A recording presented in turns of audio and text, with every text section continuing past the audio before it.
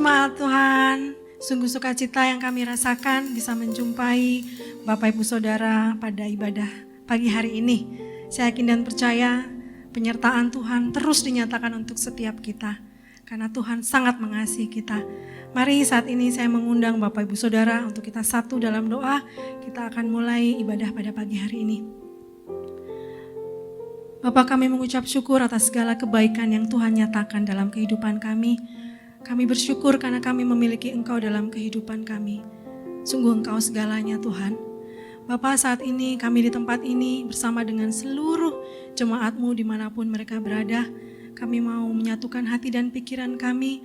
Untuk pagi hari ini kami datang ke hadirat-Mu, membawa setiap ucapan syukur kami. Karena sepanjang minggu ini kami telah merasakan dan akan terus merasakan kasih setia-Mu dalam kehidupan kami. Tuhan, bertatalah di atas setiap pujian umat-Mu. Dan kami percaya ketika dengan segenap hati kami memuji, menyembah-Mu, Roh Kudus turun di atas kami, sehingga kami yang merasa lelah, kami akan dikuatkan, kami akan diteguhkan, dan kami akan menerima kekuatan yang baru. Terima kasih Bapa, di dalam nama Tuhan Yesus kami siap memuji dan meninggikan nama-Mu. Mari saudara, sama-sama kita katakan, amin. Mari kita bangkit berdiri, kita beri kemuliaan dan tepuk tangan untuk Tuhan kita. Haleluya. Mari kita bersorak untuk kemuliaan Tuhan. Roh Kudus tercurah di tempat ini, memulihkan setiap kita, menguatkan setiap kita. Amin. Roh Kudus tercurah di tempat ini, urapannya yang ajaib, memulihkan umatnya. Katakan Roh Kudus tercurah. Roh Kudus tercurah.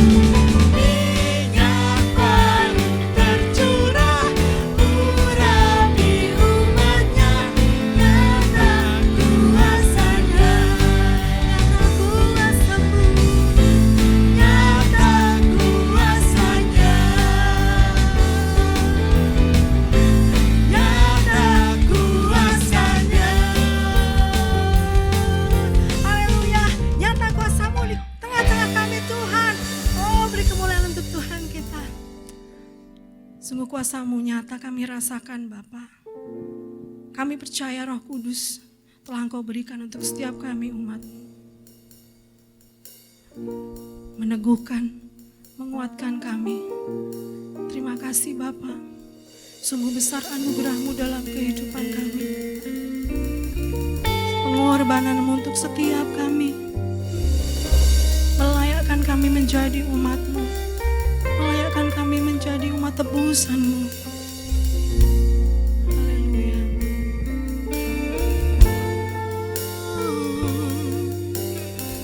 Terima kasih.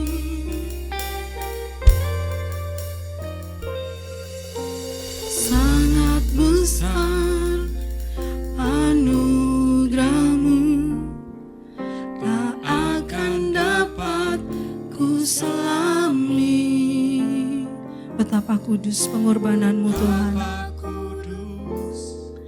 Pengorbanan-Mu telah menebus segenap dosaku. Oh sangat ajaib kemurahan-Mu.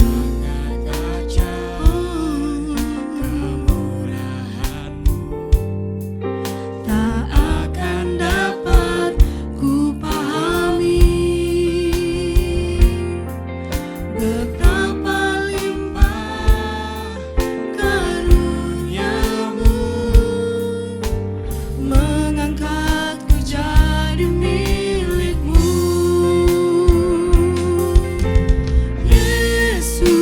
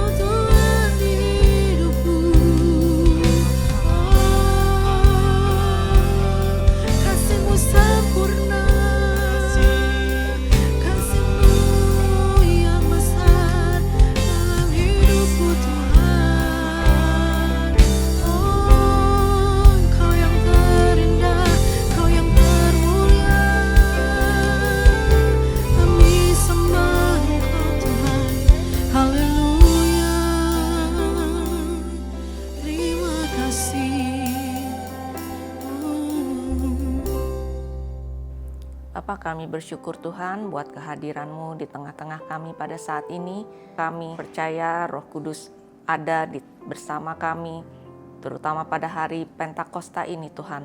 Kami percaya Engkau Tuhan yang Maha hadir, Tuhan yang Maha tahu, dan Tuhan yang bekerja di tengah-tengah kami. Pakai hamba-Mu Tuhan untuk menyampaikan isi hati-Mu, biar firman-Mu hari ini boleh memberkati setiap dari kami. Tuhan lawat setiap kami, urapi, dan jadikan hamba-Mu berkat buat kami semua. Di dalam nama Tuhan Yesus kami berdoa dan bersyukur. Amin. Shalom Bapak Ibu yang dikasihi Tuhan. Kiranya damai sejahtera sukacita dari Tuhan senantiasa memenuhi kita semua pada saat ini. Hari ini saya menyampaikan firman Tuhan dengan judul Roh Kudus di hidupku. Hari ini kita merayakan Pentakosta, di mana Roh Kudus dicurahkan bagi setiap orang yang mau membuka hati dan rindu untuk menerimanya. Terlebih dahulu kita baca dari Yohanes 14, Aku akan minta kepada Bapa dan Ia akan memberikan kepadamu seorang penolong yang lain, supaya Ia menyertai kamu selama-lamanya, yaitu Roh kebenaran. Dunia tidak dapat menerima Dia, sebab dunia tidak melihat Dia dan tidak mengenal Dia. Tetapi kamu mengenal Dia, sebab Ia menyertai kamu dan akan diam di dalam kamu. Aku tidak akan meninggalkan kamu sebagai yatim piatu. Aku datang kembali kepadamu. Nah Bapak Ibu, waktu Yesus disalibkan, seluruh murid-muridnya lari meninggalkan Dia. Mereka ketakutan dan menyembunyikan diri. Sebab para murid ini dan pengikut-pengikut Yesus dicari, diburu oleh para pemuka agama. Dan setelah Yesus bangkit pun, Yesus berkali-kali menampakkan dirinya kepada murid-muridnya ini untuk meneguhkan hati mereka, untuk menguatkan mereka, dan juga memberikan pesan-pesan terakhir sebelum Ia naik ke surga. Termasuk Dia menjanjikan Roh Kudus tercurah bagi murid-muridnya. Dan setelah Yesus naik ke surga pun, situasinya tidak berubah menjadi lebih mudah bagi murid-murid. Mereka tetap hidup dalam ancaman, dalam tekanan, dalam pergumulan yang berat yang harus mereka hadapi. Kalau mereka mau bertemu satu sama lain, mereka harus sembunyi-sembunyi. Nggak boleh sampai ketahuan orang-orang. Tidak sembarangan orang boleh ikut dalam pertemuan mereka. Sebab mereka khawatir kalau sampai mereka ketahuan atau tertangkap, mereka akan diadili dan dihukum. Bahkan bisa dihukum mati, bisa dirajam dengan batu. Jadi suasana waktu itu cukup mencekam Bapak Ibu. Mereka hanya bisa berdoa dan berdoa sambil menantikan Roh Kudus dicurahkan seperti yang Yesus janjikan. Namun setelah dipenuhi oleh Roh Kudus pun, mereka tetap mengalami penganiayaan. Mereka tetap mengalami ancaman dan tekanan. Pergumulan demi pergumulan, tantangan demi tantangan mereka hadapi. Bedanya ada Roh Kudus yang memberi kekuatan dan kemenangan buat mereka. Dari dulu, dunia itu memang menolak Yesus. Sampai hari ini pun, dunia tetap menolak Yesus dan juga kita, pengikut-pengikutnya, murid-muridnya. Semua orang yang percaya pun ditolak oleh dunia ini. Tentunya situasi dan kondisi zaman sekarang berbeda dengan zaman dulu, tapi tekanan, kesukaran, ancaman yang kita alami pun sebenarnya tidak jauh berbeda. Jemaat mula-mula mengalami masa yang sukar. Mereka mengalami juga kelaparan di zamannya Claudius. Kalau sekarang kita mengalami yang namanya krisis global, khususnya di Indonesia ya Bapak Ibu. US dollar udah mencapai 17.600 sekian. Singapura dolar udah 13.800 sekian. Kita menghadapi beban ekonomi dan beban hidup yang semakin berat. Jemaat mula-mula dulu mengalami ancaman dan ketidakadilan, dianiaya dari berbagai pihak. Zaman sekarang pun kita masih mengalami ketidakadilan yang sama. Dan kalau kita tidak sungguh-sungguh di dalam Tuhan, salah-salah kita bisa kalah Bapak Ibu. Dari tekanan dan intimidasi yang kita terima oleh dunia sekitar kita yang semakin hari ini semakin jahat dan semakin terang-terangan mereka menentang Allah. Dan ini terjadi di mana-mana. Di sekolah, di tempat kerja, di dunia usaha, di masyarakat sekitar, bahkan di dalam keluarga sendiri. Dan memang hari-hari ini kita menghadapi pergumulan masalah yang begitu berat. Mungkin kita juga sampai merasa sesak karena beratnya tekanan dan tuntutan hidup yang kita hadapi. Sehingga kita merasa mungkin tidak kuat lagi untuk menanggung beban yang begitu berat. Kita sudah terlalu lelah sepertinya untuk bisa bertahan. Putus asa dengan kondisi yang semakin memburuk, semakin menurun ini. Tapi ada kabar baiknya Bapak Ibu. Semuanya ini bukan barang baru. Jemaat mula-mula pun sudah mengalaminya dan mereka bisa melewatinya. Dan terbukti sampai hari ini Injil masih diberitakan. Kalau mereka tidak tahan, tidak bisa melewati masa-masa yang sukar dulu, tentunya Injil nggak nyampe sampai ke hari ini. Tapi mereka bisa bertahan, mereka berjuang, mereka menang. Sehingga kita bisa masih mendengar Injil sampai hari ini. Perlu kita ingat Bapak Ibu, sekalipun beban kita berat, namun ada Roh Kudus yang menyertai kita. Tuhan tidak membiarkan kita sebagai yatim piatu sendirian di bumi ini. Yesus menjanjikan Roh Kudus, Roh penolong, Roh kebenaran itu sendiri yang akan menyertai kita selama-lamanya. Dan yang diam di dalam kita. Jadi untuk menghadapi situasi kondisi zaman sekarang ini, satu hal yang kita perlukan Bapak Ibu, melibatkan Roh Kudus di dalam segala sesuatunya. Biasanya ketika segala sesuatunya ini berjalan dengan baik, di dalam keluarga oke, pekerjaan bagus, mungkin keuangan juga kita walaupun tidak berkelebihan tapi bisa mencukupi, kesehatan juga baik. Biasanya dengan keadaan yang baik seperti ini kita merasa kuat, merasa hebat, merasa mampu, merasa pintar, dan tahu segalanya. Kecenderungan manusia adalah mengandalkan diri sendiri dan tidak melibatkan Roh Kudus sama sekali. Kita ambil keputusan sendiri berdasarkan pengalaman kita, pengetahuan kita, maupun info-info yang kita dapat dari luar. Kita malah lebih percaya kepada apa kata orang daripada apa kata Tuhan. Kalau sampai satu ketika kita mengalami kegagalan, kerugian, kebangkrutan, jatuh, merasa sakit, babak belur, pokoknya kita nangis-nangis di hadapan Tuhan, menyesali kenapa Tuhan izinkan semua ini, kenapa Tuhan biarkan ini terjadi dan tidak meluputkan aku. Tunggu sebentar Bapak Ibu, kita ambil waktu sejenak, tanyakan kepada diri kita sendiri. Sebenarnya seberapa dalam atau seberapa jauh kita melibatkan Roh Kudus di dalam kehidupan kita. Apakah kita selalu bertanya dulu kepada Roh Kudus tentang segala perkara dalam kehidupan kita? Atau hanya kadang-kadang aja bertanya pada Tuhan hanya untuk perkara-perkara tertentu? Atau malah sama sekali kita tidak melibatkan Roh Kudus dalam kehidupan kita? Boro-boro nanya, bahkan kita lupa bahwa Roh Kudus ada di dalam kita.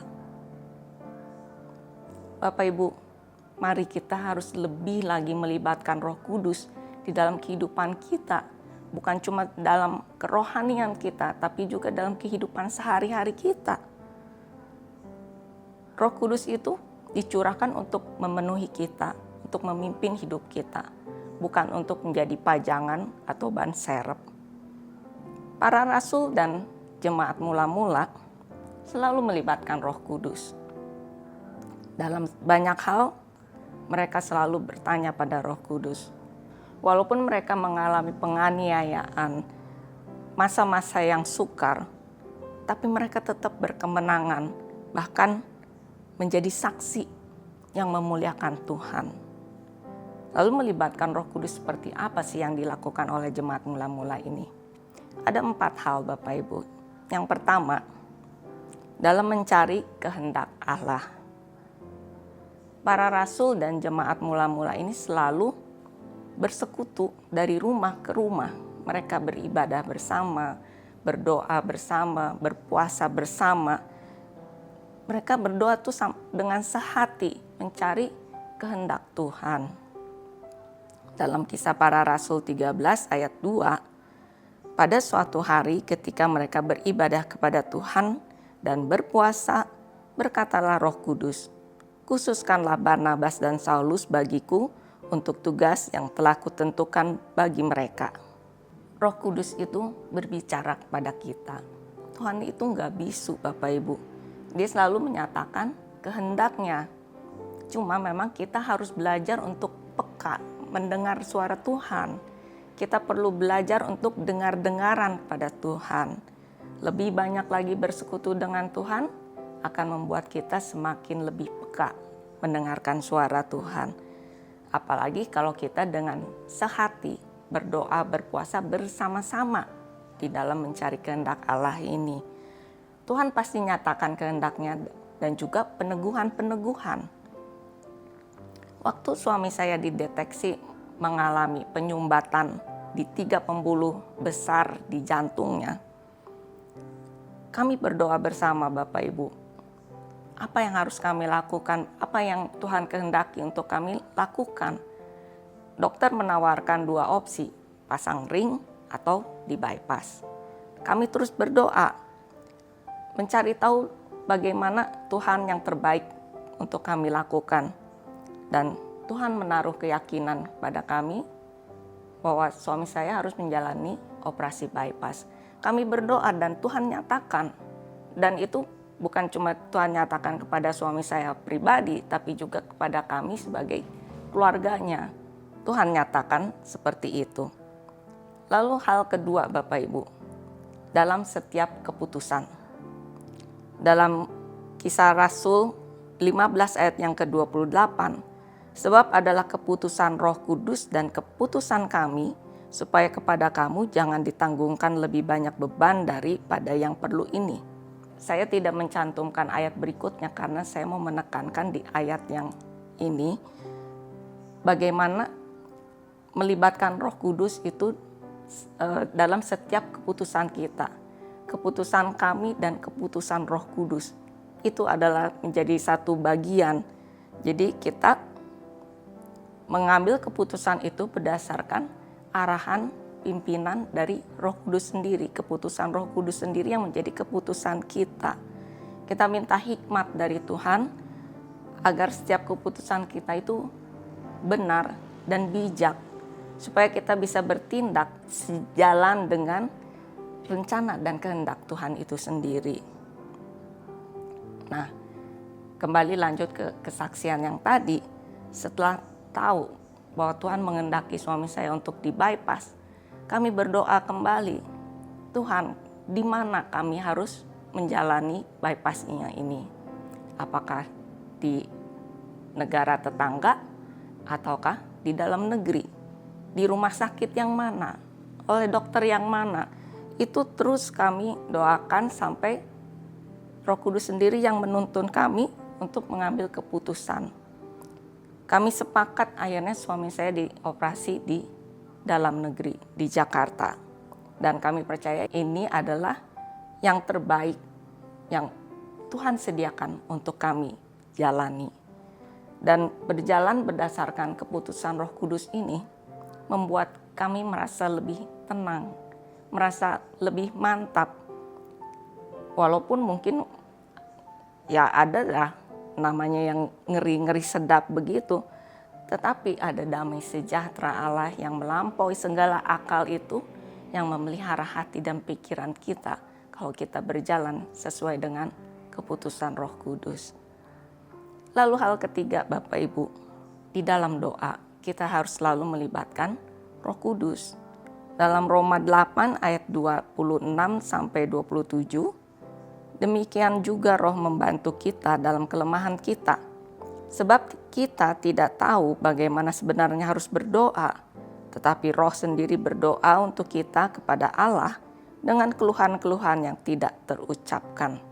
Dan Allah yang menyelidiki hati nurani mengetahui maksud Roh itu, yaitu bahwa Ia sesuai dengan kehendak Allah berdoa untuk orang-orang kudus. Pada dasarnya doa adalah komunikasi antara kita dengan Allah. Tapi seringkali kita gak tahu gimana caranya berdoa ya Tuhan ya. Untuk mendoakan hal ini nih, apa yang mesti didoain, mesti bagaimana, itu kadang kita kurang tahu. Namun Roh Kuduslah yang menuntun kita dan menaruh kata-kata itu sendiri di dalam hati dan mulut kita. Sehingga kita bisa berdoa menurut pimpinan Roh Kudus sendiri. Tapi ada saatnya, ada kalanya kita tuh mengalami suatu kondisi yang begitu genting, begitu menyesakkan dada. Sampai-sampai tuh kita gak bisa lagi berdoa dengan kata-kata. Sepertinya kata-kata itu gak cukup untuk mengungkapkan isi hati kita. Mungkin kita cuma bisa menangis. Tapi Tuhan mengerti apa yang ada di dalam hati kita, apa yang kita maksudkan. Semuanya itu nyata di hadapan Tuhan. Tuhan mendengar seruan hati kita. Dia tidak mencari kata-kata yang indah dalam doa kita, tapi Dia mencari hati yang sungguh menyembah Dia. Tuhan gak suka dengan doa yang penuh basa-basi, yang bertele-tele. Tuhan menginginkan doa yang lahir dari ketulusan, kejujuran, kesederhanaan. Doa yang Tuhan sendiri taruhkan dalam hati kita. Lalu yang keempat, Bapak Ibu, dalam setiap langkah. Kisah Para Rasul 16 ayat yang ke-6, mereka melintasi tanah Frigia dan tanah Galatia karena Roh Kudus mencegah mereka untuk memberitakan Injil di Asia. Roh Kudus sendiri yang melarang Paulus dan Silas untuk memberitakan Injil ke Asia. Padahal mereka udah semangat dan mereka mungkin udah bersiap-siap untuk ke sana. Namun mereka taat. Mereka percaya keputusan Roh Kudus adalah yang terbaik. Pasti ada maksud Tuhan untuk melarang mereka ke Asia pada saat itu. Dalam kehidupan kita di dunia ini, kita nggak pernah bebas dengan yang namanya pergumulan dan masalah. Tantangan itu akan selalu ada. Dan kadang apa yang kita udah persiapkan sejak lama, ternyata tidak sejalan dengan rencana dan kehendak Tuhan. Itulah sebabnya kita harus selalu melibatkan Roh Kudus di dalam segala perkara kehidupan kita. Percayalah, Roh Kudus lebih tahu dari kita. Dan rencana Tuhan pasti lebih baik dari segala sesuatu yang udah kita persiapkan matang-matang ataupun yang kita rencanakan. Kalau Tuhan melarang, pasti ada maksudnya. Kita taat aja. Kita nurut sama Tuhan. Jangan kita memaksakan kehendak kita sendiri. Pasti kita akan celaka, rugi, atau mengalami hal-hal yang buruk kalau kita melanggar apa yang sudah Tuhan nyatakan. Karena Tuhan tahu yang terbaik buat kita. Dia tahu waktu yang tepat untuk segala sesuatunya. Tuhan tahu kesiapan kita, mungkin secara keuangan, secara fisik, secara mental, ataupun kerohanian. Tuhan tahu kesiapan kita. Dan Tuhan juga tahu kemampuan atau kapasitas kita. Ketaatan akan meluputkan kita dari segala hal-hal yang mencelakakan, yang berbahaya, yang merugikan, yang menyesatkan ataupun yang menghancurkan kita. Jadi Bapak Ibu, semakin kita melibatkan Roh Kudus dalam segala sesuatunya, kita akan semakin merasakan penyertaan Tuhan, pertolongan Tuhan, perlindungan Tuhan. Ancaman boleh ada, tekanan boleh ada, kesesakan boleh ada, kesusahan, sakit, penyakit atau apapun itu. Namun selama Roh Kudus ada di dalam kita, semuanya itu akan bisa kita hadapi. Tuhan berikan kita kekuatan untuk bisa mengatasinya. Dan kalau selama kita dipenuhi Roh Kudus, kita akan menyala-nyala. Dan kalau kita terus melibatkan Dia di dalam segala perkara, kita akan merasa tenang, kita akan merasa mantap di dalam menjalani semuanya. Karena Roh Allah yang ada di dalam kita lebih besar dari segala roh yang ada di dalam dunia. Dan kalau Roh Allah itu ada di dalam kita, maka siapa yang bisa melawan kita? Bahkan maut pun sudah dikalahkan oleh Tuhan Yesus. Tetap semangat Bapak Ibu, tetap kuat, tetap kita berdoa untuk dipenuhi oleh Roh Kudus dan libatkan Dia selalu di dalam segala sesuatunya. Biar kehidupan kita ini senantiasa dipenuhi oleh Tuhan dan dibawa dari kemuliaan kepada kemuliaan. Mari kita berdoa. Bapa, terima kasih Tuhan buat firman-Mu hari ini. Biar kiranya Roh Kudus terus dicurahkan, memenuhi kami. Biar Roh Kudus juga terus kami libatkan dalam kehidupan kami sehari-hari. Biar Roh Kudus yang memimpin kami di dalam setiap keputusan kami, di dalam setiap perkara yang kami hadapi. Kami boleh mengandalkan Engkau dan kami boleh melibatkan Engkau lebih lagi. Roh Kudus berikan kami hikmat, supaya setiap keputusan kami adalah benar dan bijak sesuai dengan rencana kehendak Tuhan sendiri. Biar di dalam kehidupan kami boleh memuliakan Engkau. Di dalam pergumulan yang kami hadapi pun, kami boleh tetap kuat karena ada Roh Allah di dalam kami yang memberikan kami kekuatan, yang memberikan kami jalan keluar. Terima kasih Tuhan, kiranya Roh Kudus kembali dicurahkan memenuhi setiap hati yang rindu, yang membuka hati bagi Engkau. Biar kami boleh terus dipenuhi dan dipenuhi oleh Roh Kudus. Setiap harinya kami berjalan bersama-Mu dari kemuliaan kepada kemuliaan. Terima kasih Bapa, kami berdoa bagi seluruh jemaat-Mu dimanapun berada, biar Tuhan sendiri yang melawat, Tuhan yang menjamah apa yang dibutuhkan oleh umat-Mu, Tuhan yang berikan. Kerinduan hatinya Tuhan jawab, dan segala pergumulannya yang dihadapi, Tuhan berikan jalan keluar. Terima kasih Bapa, Tuhan memberkati negeri kami Tuhan, pemerintahan Indonesia, Tuhan berkati, biar negeri ini boleh mengalami pemulihan di segala bidang. Pakai pemerintah yang ada Tuhan untuk mendatangkan kebenaran, keadilan, dan kesejahteraan bagi seluruh rakyat. Kami berdoa juga bagi Gereja Bethel Indonesia, Tuhan memberkati gereja-Mu Tuhan dimanapun berada, biar gereja-Mu boleh menjadi terang dan garam yang memuliakan Tuhan dan menjangkau banyak jiwa bagi Engkau. Terima kasih Bapa, kalau sebentar kami berpisah, kami siap untuk menerima berkat yang dari Tuhan. Mari Bapak Ibu angkat kedua tangan kita dan arahkan hati kepada Tuhan. Terimalah kasih karunia, anugerah yang besar dan berkat yang melimpah-limpah dari Allah Bapa.